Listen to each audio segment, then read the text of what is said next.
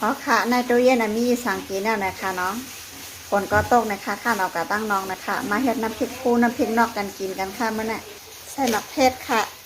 จะเอาเผ็ดค่ะเผ็ดหวานนะคะใส่ถั่วเน่าค่ะใส่เกลือค่ะแล้วก็ใส่พองหวานค่ะ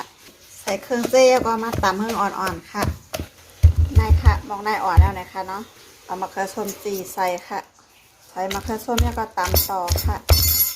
ตำมะเขือส้มอ่อนแล้วก็ใส่ผักหมี่แรงค่ะผักหมี่แรงก็ผักกี้เมืองกอกค่ะผักกี้เมืองกอกก็ใส่ผักหมี่ผักกี้ค่ะเกาเข้ากันนะคะเนาะเกาเข้ากันแล้วก็ตักใส่หวานค่ะนี่ค่ะแล้วก็เอาน้ำล้างโคกค่ะน้ำล้างโคกแล้วก็เอาใส่ในหวานค่ะใส่น้ำยาก็มานอกเขิงเข้ากันค่ะนอกใส่เนื้อใส่ปลาค่ะช่วงในค่อยมีเงินนะคะเนาะดีกว่ากินข้าวกับเกลือก็ป้อนะคะนี่ค่ะยาวนะคะเนาะนะคะผักกับก็มีสังน้ำค่ะมีกะหล่ำผักกี้เมืองเกาะผักเกี้ยวต้องนะคะเนาะกินเหมือนก้นเถินก้นปลาค่ะเมื่อไหร่กินหวานๆค่ะมาจิ้มด้วยค่ะอ๋อ